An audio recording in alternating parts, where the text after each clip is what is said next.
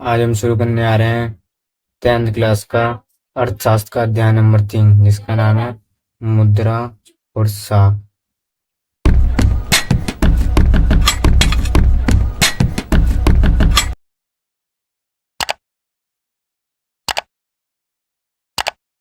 मुद्रा मुद्रा विनिमय प्रक्रिया में एक मध्यवर्ती के रूप में कार्य करती है। इसे विनिमय का माध्य भी कहा जाता है। मतलब कि आज के टाइम में जो मुद्रा है, मतलब कि पैसे हैं, वो व्यापार का काम करती है। जैसे कि आप दुकान से कोई सामान लेने गए, तो आपको सामान जब भी मिलेगा जब आपके पास पैसे होंगे, वरना नहीं मिलेगा। पहले ही क्या चलता था, वस्तु विनिमय प्रणाली। वस्तु विनिमय प्रणाली मतलब वस्तु से लेन देन, वस्तु के बदले वस्तु का लेन देन वस्तु विनिमय प्रणाली कहलाती है। मतलब कि आपने किसी को कोई वस्तु दी और उससे आपने कोई वस्तु ली, वह है वस्तु विनिमय प्रणाली। जैसे कि आपने किसी को सेब दिया, उससे केला ले लिया, तो यह है कोई वस्तु प्रणाली। और मुद्रा से मुद्रा विनिमय होती है वो कि आपने किसी को मुद्रा दी और उससे वस्तु खरीद ली, जो हम अक्सर करते हैं। अब आवश्यकताओं का दोहरा सहयोग। जब एक व्यक्ति किसी चीज को बेचने की इच्छा रखता है, वहीं वस्तु दूसरा वही वस्तु दूसरा व्यक्ति खरीदने की इच्छा रखता है, अर्थात मुद्रा का उपयोग किए बिना उसे आवश्यकताओं का दोहरा संयोग कहते हैं। मतलब कि आपके पास कोई चीज है, मान लीजिए आपके पास है कोई बुक। अब आप वो अपने क्लासमेट को बेचना चाहते हैं, पर हाँ, मुद्रा से नहीं। वो आपको मुद्रा नहीं देगा, वो उसके लिए, मान लीजिए उस बुक के लिए आपको कोई पेन देगा। पर हाँ, ये होएगा जब दोनों दोनों राजी हों, कि वो आपकी बुक लेने के लिए राजी हो और आप उसका पेन लेने के लिए राजी हो। इसी को कहते हैं आवश्यकताओं का दोहरा संयोग। इसके लिए दोनों व्यक्तियों की इच्छा होनी चाहिए। रिजर्व बैंक ऑफ इंडिया मतलब कि आरबीआई, इसको हिंदी में कहते हैं भारतीय रिजर्व बैंक। भारतीय रिजर्व बैंक वह बैंक है जो हमारे इंडिया के नोट छापता है। भारतीय रिजर्व बैंक का मुख्य केंद्रीय बैंक है। जो आरबीआई रिजर्व बैंक है, ये भारत का मुख्य केंद्रीय बैंक है। और आपको पता चल गया कि भारतीय रिजर्व बैंक है क्या। अब हम इसके कार्य देखेंगे। सरकार की ओर से मुद्रा जारी करता है। जो सरकार जो मुद्रा बताती है, ये बैंक आरबीआई वही मुद्रा बनाता है, और इसके अलावा कोई और नहीं बना सकता, वरना उसे सजा या फिर फाइन वाइन भरना पड़ेगा। बैंकों व समितियों की कार्य प्रणाली पर नजर रखता है। ये कार्य बैंक और समितियों पर नजर रखता है कि बैंक में कुछ गलत तो नहीं हो रहा, ब्याज ज्यादा तो नहीं लिया जा रहा, समितियों में कुछ गलत तो नहीं हो रहा। ये आरबीआई उस पर नजर रखता है। या फिर कोई और तो नोट नहीं छाप रहा मेरे अलावा। ब्याज दरों एवं ऋण ऋण की शर्तों पर निगरानी रखता है।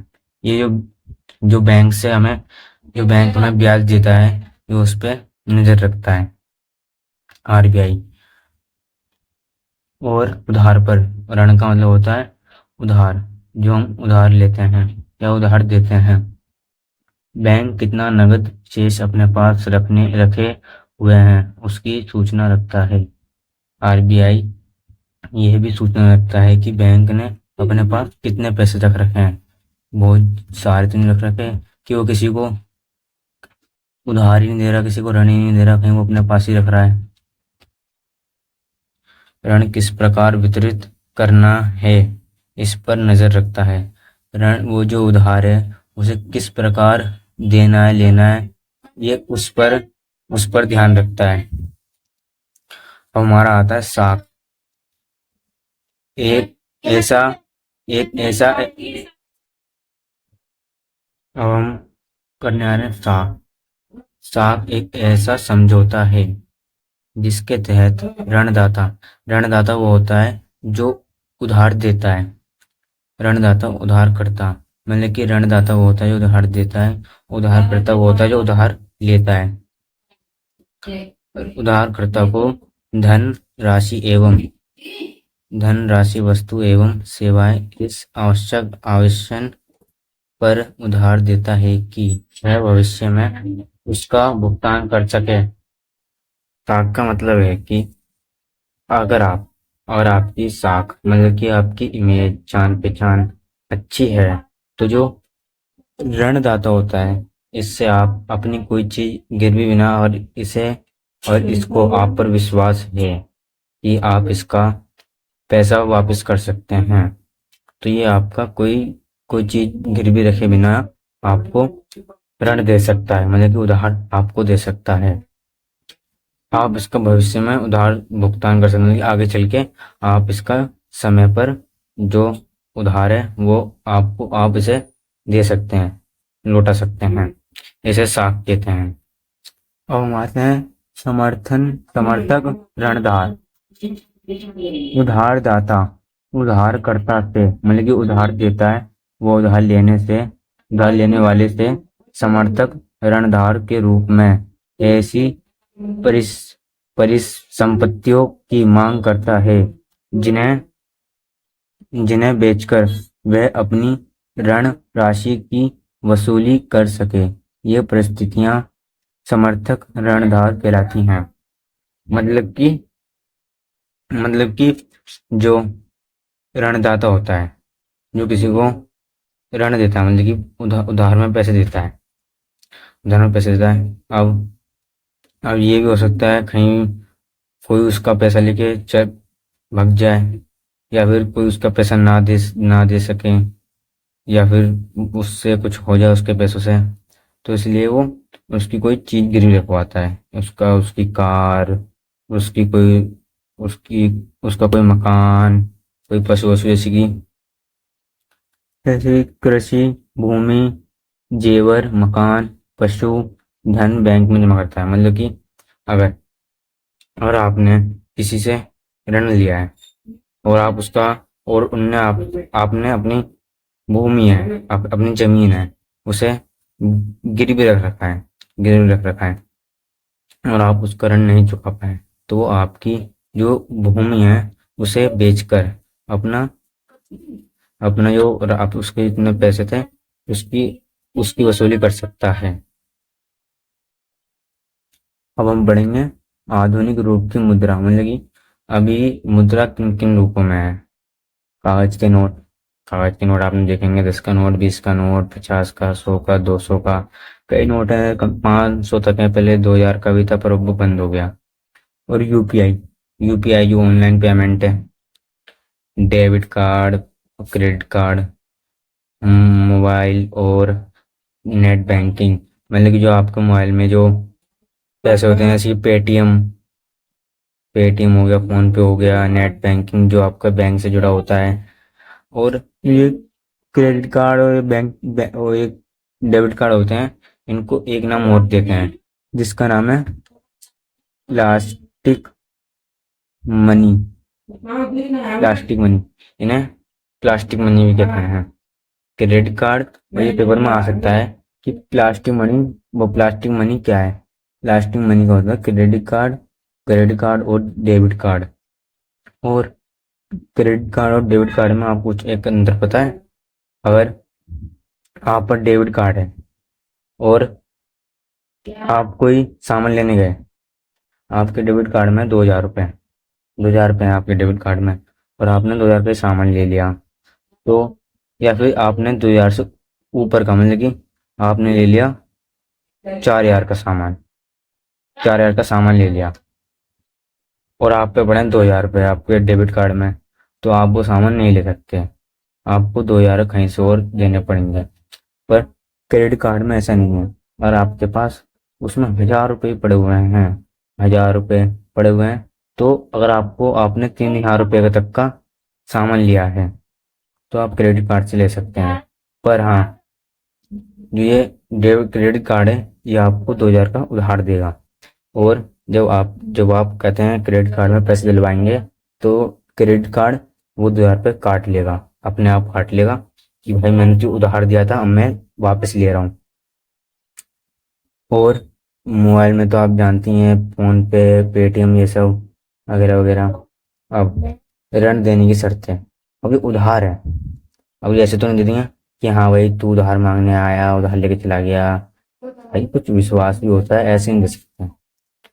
ब्याज की दर होती है कि इतना, पाँच, जैसे कि 5% ब्याज लगेगा, 10% ब्याज लगेगा, ऐसे ब्याज की दर होती है। हर कोई अलग अलग ब्याज लेता है, हर कोई मतलब, जैसे कि बैंक वाले अलग लेते हैं और वैसे साहूकार और जमींदार ये अलग अलग लेते हैं। समर्थक ऋणधार, मतलब कि आप कुछ गिरवी रखवाना पड़ेगा कि आप उसके पैसे ना दे पाए तो वो अपना पैसा उस चीज को बेचकर वसूल ले। आवश्यक दस्तावेज, जैसे कि आपने अपनी जमीन का भाग है उसे गिरवी रखाया है, तो आपके पास उसके पूरे पेपर होने चाहिए, जब ही वो उस जमीन को बेच सकता है, वरना ऐसा नहीं हो सकता। अब हम पढ़ने आ रहे हैं स्वयं सहायक समूह। स्वयं सहायक समूह से आप समझ सकते हैं अपनी खुद की सहायता करने वाला समूह। समूह मतलब ग्रुप, मतलब कि कुछ बंदों का एकीकृत समूह, ग्रुप। एवं स्वयं सहायता समूह का मूल विचार, स्वयं सहायता समूह में संगठित किया किया जाए और उनकी बचत को एकत्र किया जाए। इसमें 15 से 20 लोग शामिल होते हैं। जमा करने जमा करने की राशि 25 से 100 या उससे अधिक हो सकती है। ये आपको ज्यादातर गांव में, ग्रामीण क्षेत्रों में दिखेगा देखने को। मैं समूह को आपको विस्तार से बताता हूँ। जो ये कहते हैं समूह होता है, स्वयं सहायता समूह, ये एक कारण के वजह से बनता है, और वो कारण है साहूकारों जमींदारों का अत्यधिक ब्याज दर। जो साहूकार या फिर कोई जो जमींदार होते हैं, वो गरीब लोगों से बहुत ज्यादा पैसे लेते हैं,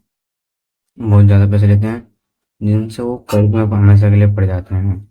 तो इसी दिक्कत को देखते हुए गांव, ग्रामीण क्षेत्रों के कुछ लोग अपना खुद का एक समूह बनाते हैं, जिसे स्वयं सहायता समूह कहते हैं। ये ये अक्सर महिलाओं के लिए बना होता है, ना इसमें पुरुष होते हैं, पर ज्यादातर महिलाओं के लिए बना होता है, जिसमें 15 से 20 लोग शामिल होते हैं। और ये हर किसी की जो बचत होती है उसको इकट्ठा करते हैं, और इसमें 25 से 100 रुपए या फिर उससे अधिक देते हैं कि किसी को। और इनके जो साथ वाले जो इनके जो समूह के जो लोग होते हैं, अगर किसी को पैसों की जरूरत होती है तो वो अपने समूह से ले लेता है, वही पैसे लेता है। पर हाँ, जब उसे वापस करने होते हैं वो पैसे, तो समूह वाले उससे थोड़ा सा ज्यादा लेते हैं। जैसे कि उसने 100 रुपये लिए थे, तो जब वो लौटाएगा तो 125 रुपये लौटाएगा, 125 रुपये लौटाएगा। इससे जैसे उनको भी बहुत लाभ हो जाता है। और जो जिन्होंने कर्ज लिया है उनका कहते हैं कोई ज्यादा पैसे नहीं देना होता उनको, इसलिए ये समूह बनाया गया था कि जो और लोग थे वो बहुत ज्यादा लेते थे ऋण, बहुत ज्यादा, नहीं उधार तो कम देते थे, पर ब्याज इतना रखते थे कि वो हमेशा के लिए ब्याज में फंस जाते थे। अब स्वयं सहायता समूह के कार्य और लाभ, स्वयं सहायता समूह के कुछ कार्य और लाभ देंगे।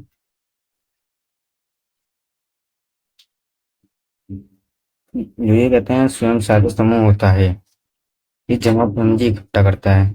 जो इसके लोग होते हैं उनकी उनके अपने जमा पूंजी उसे इकट्ठा करता है। ग्रामीण निधनों, विशेषकर महिलाओं के लिए एक फोन करना, ये ग्रामीण इलाकों में विशेषकर महिलाओं के लिए बनता है, क्योंकि महिलाओं को ज्यादातर कोई ऋण नहीं देता, कोई उधार नहीं देता।